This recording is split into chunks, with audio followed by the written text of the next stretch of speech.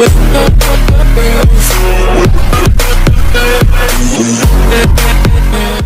Back to my channel. ఈరోజు నేను మీకు ఒక ట్రెడిషనల్ చేపల పులుసుని ఏ విధంగా తయారు చేసుకోవాలో చూపిస్తాను రండి. ముందుగా మనకి చిన్న ఉల్లిపాయలు కావాలి. ఈ చిన్న ఉల్లిపాయలు సన్న సన్న ముక్కలు కట్ చేసుకొని పక్కన పెట్టుకుందాము. ఈ చేపల పులుసుకి చిన్న ఉల్లిపాయలు వేసుకుంటే చాలా టేస్ట్గా ఉంటుంది. సో మీరు కూడా చిన్న ఉల్లిపాయలని వాడుకోండి. 2 టమోటాలని సన్న సన్న ముక్కలు కట్ చేసుకొని పక్కన పెట్టుకుందాము. 2 తెల్లగడ్డల్ని ఒలుచుకొని పక్కన పెట్టుకుందాము. ఒక మామిడికాయని చిన్న చిన్న ముక్కలు కట్ చేసుకొని పక్కన పెట్టుకుందాము. స్టవ్ ఆన్ చేసుకొని ఒక మట్టి కుండ పెట్టుకొని తగినంత ఆయిల్, మెంతులు, ఆవాలు, జీలకర్ర, కొద్దిగా తాలింపు వడగం వేసుకొని చిటపటలు ఆడిన తర్వాత చిన్న ఉల్లిపాయలు ఇందులో వేసుకొని గోల్డెన్ కలర్ వచ్చే వరకు ఫ్రై చేసుకుందాము.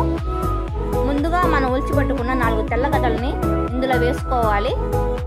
కొద్దిగా ఫ్రై అయిన తర్వాత ఫ్రెష్ అయిన కరివేపాకు కొద్దిగా దీంట్లో వేసుకోండి. ఫ్రెష్ కరివేపాకు వేసుకోవడం వల్ల చేపల పులుసు గుమ్మములు ఆడిపోతుంది. 2 పెద్ద టమోటాలని చిన్న చిన్న ముక్కలు కట్ చేసుకొని ఇందులో వేసుకుందాము. ఈ కూరకి తగినంత ఉప్పు, కొద్దిగా పసుపు వేసుకొని ఫ్రై చేసుకోవాలి.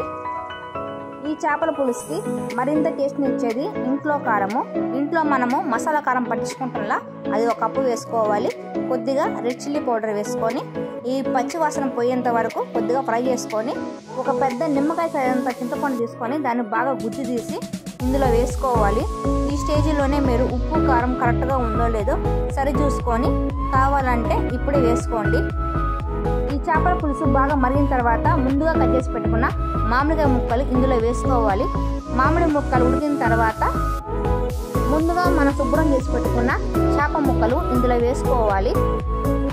ఈ చేప ముక్కలు వేసిన తర్వాత మూత పెట్టుకొని ఒక 10 నిమిషాలు సిమ్లోనే బాగా ఉడకనిద్దాం. ఈ విధంగా చేయటం వల్ల ముక్కకి ఉప్పు కారం బాగా పడుతుంది. చేప కూడా చాలా టేస్టీగా ఉంటుంది. 10 నిమిషాలు ఆగిన తర్వాత మూత చూస్తే చేపల పులుసు గుమ్మగుమ్మలు ఆడిపోతుంది.